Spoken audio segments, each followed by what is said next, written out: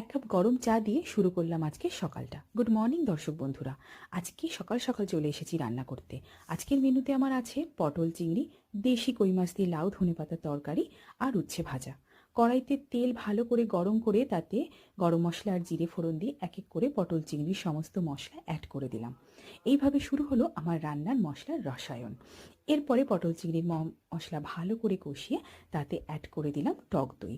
পটল চিংড়িতে একটু টক দই না দিলে কিন্তু আমার শান্তি হয় না। যাই হোক, এইভাবে কমপ্লিট হলো আমার সমস্ত মেনু। পটল চিংড়ি, লাউ ধনেপাতার তরকারি আর উচ্ছে ভাজা। এর মাঝখানে কিন্তু বানিয়ে নিলাম মেয়ের স্কুলের টিফিন সুজির গোলা রুটি।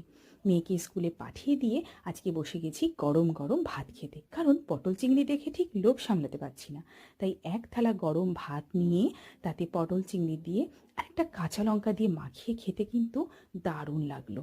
এইভাবে আমার মতন পটল চিংড়ি দিয়ে ভাত খেতে কার ভালো লাগে কমেন্টে জানিও।